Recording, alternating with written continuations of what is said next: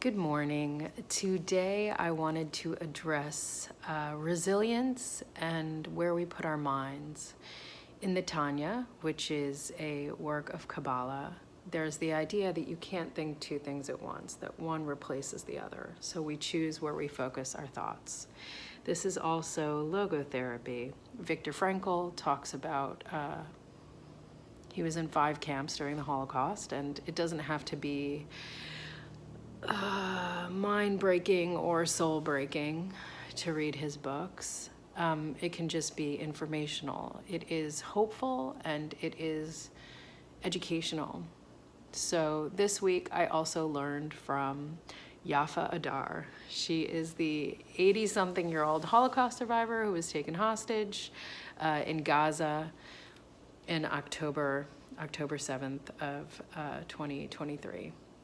So when they put her in the, I think it was like a golf cart, and she was in 2 cars. When they put her in the car, she was smiling. And there were some reports that she was, I'm laughing just because she's chutzpah, you know, it's chutzpah, right? Which I've used in other videos. There were reports that she was demented, and I was like, that woman is not demented. She is a Holocaust survivor. So when she came back, thank God, she was released. She's one of the people who were released back to their families. When she was released, she let everyone know that indeed she is not demented, and that she was smiling so that her family knew that she was okay. She wanted to communicate positivity to her family, and she also didn't want to give her captors the give them any, I don't know, anything additional to than having her, right? They didn't want to, the pleasure, it's such a terrible word. She didn't want to give them the pleasure of her unhappiness or her demise.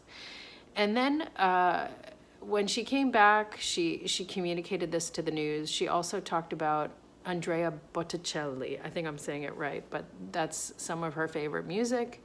And that is how she survived her days in captivity, which, as we all know, for following news outlets, it does not sound pleasant.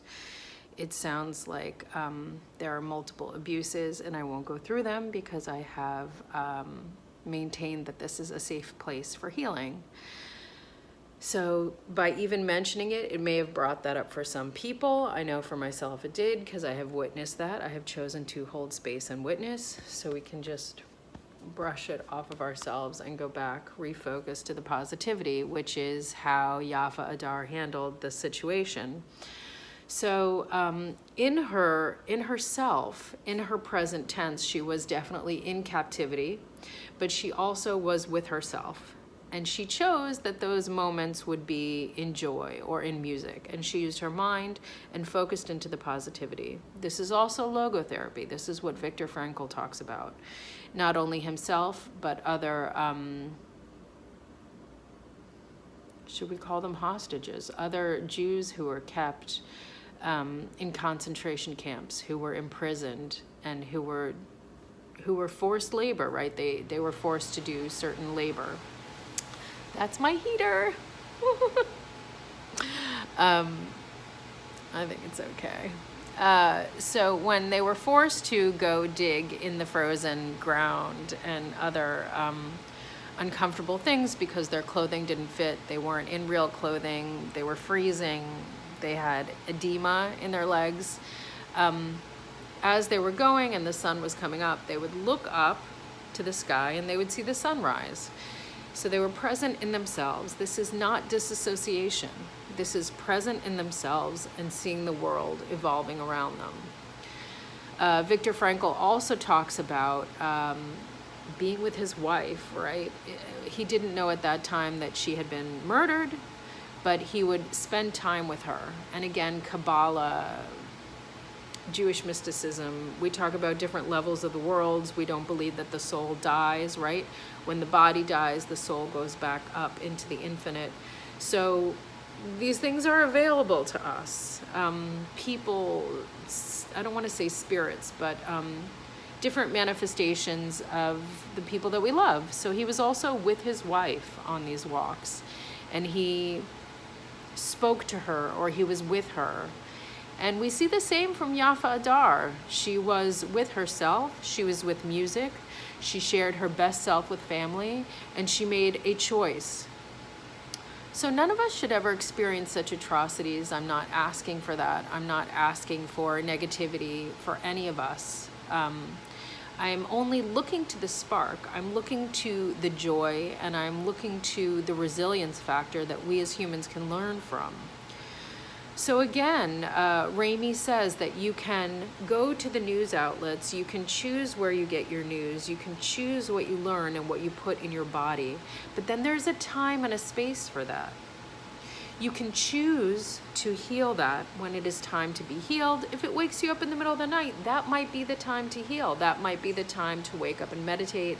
That might be the time to wake up and shake it out, or to do yoga, or to do some writing, or to make some artwork, or to do some journaling. That might be the time for healing, when your soul, or when your mind, or when your emotions are waking you up. But when that has passed, when you have allowed that to pass, that is then the time to go back to wherever you are. I am in my job. I am with my child. I am with my partner in life. To be present in the joy that you are absolutely, with all intents and purposes, not only allowed to enjoy, you are allowed to enjoy your life, but you must enjoy your life. You must be present with the joy that you have in the now, because those other things will always be there. And we can't live in a state of fight or flight. We have to allow the nervous system to rest as well. So teaching yourself, or looking to other people who we admire. I admire Viktor Frankl. I admire Yafa Adar. She's a beautiful woman. And it brings us to so many lessons. It brings us to the lessons of seeing how she was able to remain well while in captivity, how she was able to communicate even in a really immediate trauma need. And also it gives us the opportunity not to be ageist, and to look to our elders as mentors. They have something to teach us. There's something to learn from them. And if we can learn from them, and from them, maybe with God's help we won't have to, or the infinite's help, or whatever you believe in, maybe we won't have to experience so much ourselves. So I wish you health, healing. I wish you just so many beautiful mentors that you can look up to, whether they're people that you know, people that you read about, or people that you see on TV. And I wish you the ability to delineate when you're going to think about things, so that you have autonomy over your own mind, autonomy over your own body, and you have the ability to live in joy.